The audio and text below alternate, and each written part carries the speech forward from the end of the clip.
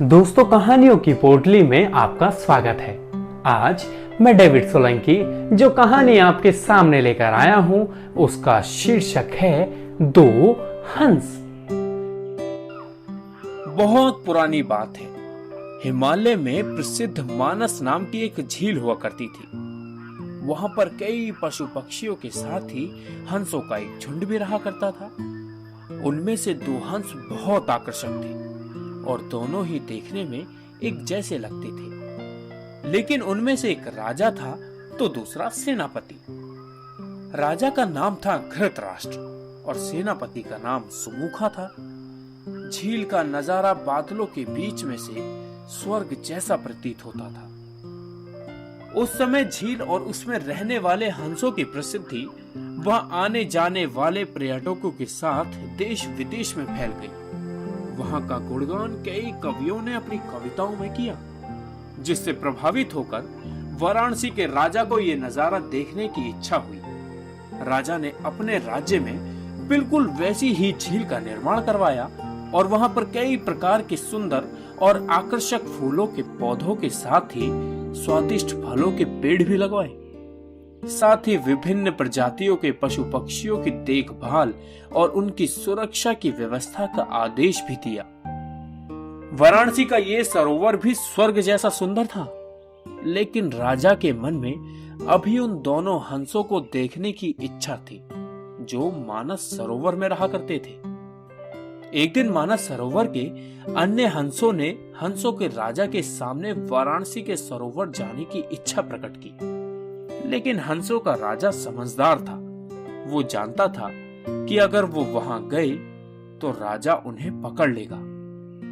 उसने सभी हंसों को वाराणसी जाने से मना किया, लेकिन कोई नहीं माना। तब राजा और सेनापति के साथ सभी हंस वाराणसी की ओर उड़ चले। जैसे ही हंसों का झुंड उस झील में पहुंचा तो अन्य हंसों को छोड़कर प्रसिद्ध दो हंसों की शोभा अलग ही दिखाई देती थी।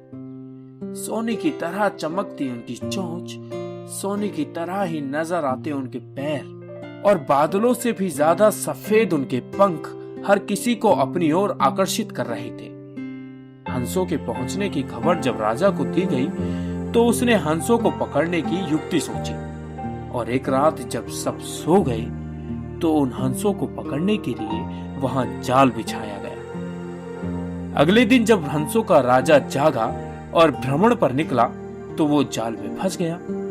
उसने तुरंत ही तेज आवाज में अन्य सभी हंसों को वहां से उड़ने और अपनी जान बचाने का आदेश दिया।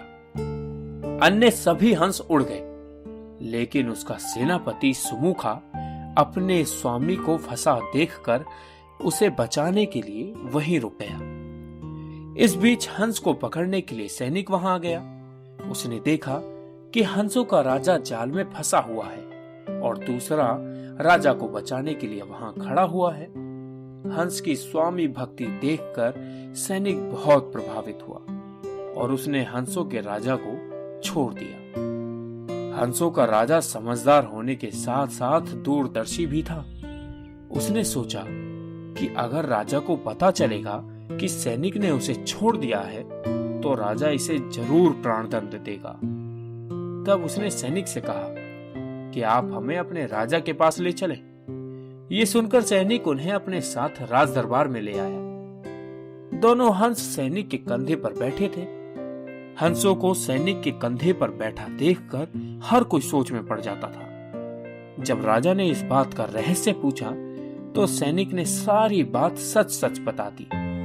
सैनिक की बात सुनकर राजा के साथ ही सारा दरबार उनके साहस और सेनापति की स्वामी भक्ति पर हैरान रह गया और सभी के मन में उनके लिए प्रेम जाग गया। राजा ने सैनिक को माफ कर दिया और दोनों हंसों को आदर के साथ कुछ और दिन ठहरने के लिए निवेदन किया।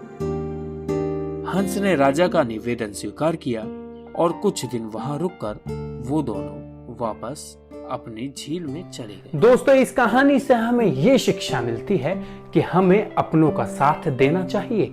जैसे कहानी के अंदर सेनापति हंस ने राजा हंस का साथ दिया, उसी प्रकार से हमें सभी का साथ देना चाहिए। और अगर कोई हमें मुसीबत में दिखता है तो उसकी सहायता करनी चाहिए, चाहे वो मनुष्य हो या फिर कोई जानवर।